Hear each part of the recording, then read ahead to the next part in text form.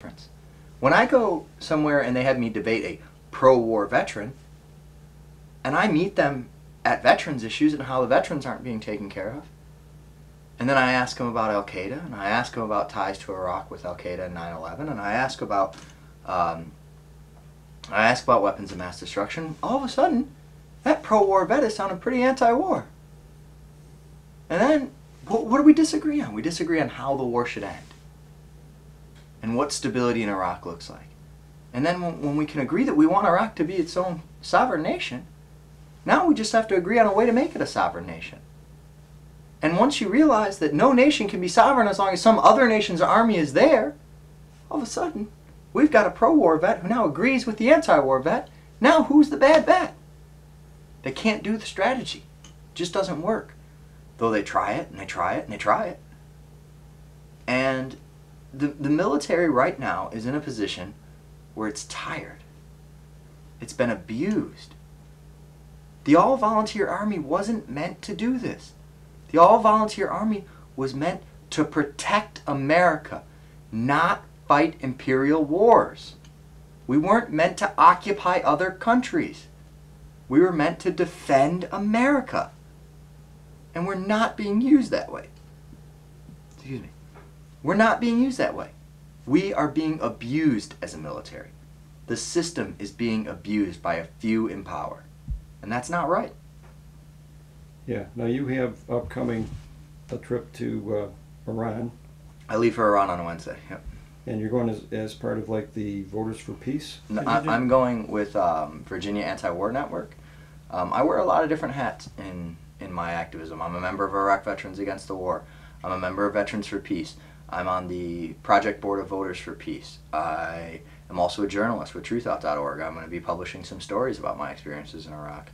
Or in Iran, excuse me, not Iraq. And I'm also a writer. I've written one book that I'm working on getting published. I'm debating writing a second book. So, I mean, I wear all these different hats. So when I go somewhere, depending on who I'm talking to, I might wear a different hat. I might talk to them in a different angle. And they're all related, but I sometimes bite off a little more than I can chew. I try and do a lot. Yeah. Now, how's the like publishing end of it going? It's just a matter of getting with the right publisher and timing-wise. I'm pretty confident my book will be published quickly, hopefully. And distributed, that's the main thing. Yeah, distributed, but also I want to control my words. I don't want my words shifted and shaped and for me, and maybe even overly polished. I want my words to be my words. Yeah. And I also want to do political analysis with it. I've been told by a lot of people, let the generals do the political analysis. Well, screw that. We've been hearing from generals long enough, and they've been getting it wrong. It's about time we start listening to privates, we start listening to sergeants, we start listening to lowly captains, and we stop listening to the generals. The generals have got us neck deep in some bullshit. Generals aren't the ones who need to be doing the political analysis. It's guys like me who should be. So when I get told, just tell your war stories. Well, I even worked for a general in Iraq. I don't really have traditional war stories. I don't have shoot 'em up, firefight war stories. They just don't exist for me. That's not what I did in Iraq. I worked for a general. I've been called a secretary. I put together classified briefings. I flipped PowerPoint slides. I listened to a radio. You know, that was my job in Iraq. So what makes that general more qualified in his experience than mine? I was putting together the briefings that he was using. Yeah. You've seen the, I don't know what it's called, but Amy Goodman did it. And, you know, the lead up to the war and all the generals talking about the weaponry and, you know, what they can do and all the whiz-bang stuff. And of PBS, NBC, CBS, ABC, left somebody out. If the week leading up to and the week after Colin Powell's presentation at the UN, 333 guests, you know, expert guests, 3 were anti-war, you know, out of almost 400. Well, the media has always been complacent in war. They always help to shape war. They don't ever fight war. They're not anti-war. I mean, we have this misconception somewhere along the line that the media reported anti-war stuff during Vietnam. Let's take a look at the experts they were putting on during Vietnam. Let's take a look at the reports they were filing from the field. I mean, yeah, they reported on My Lai, and they reported it as a lone act of aberrant behavior. Why did they report that? Because that was the military's line. That's what the Pentagon was saying. So that's what they reported. Even well after Winter Soldier. It wasn't till years later that we understood that this wasn't a lone act of aberrant behavior, that it was the way that our military was forced to run in Vietnam.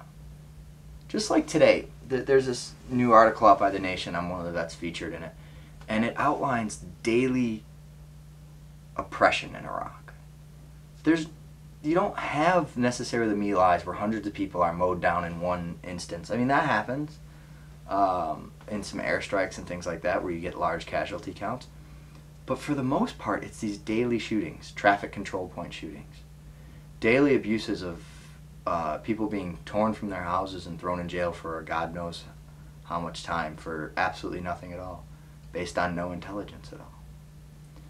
And, you know, it's these things, that these daily abuses that we're seeing, and people now are shocked by it.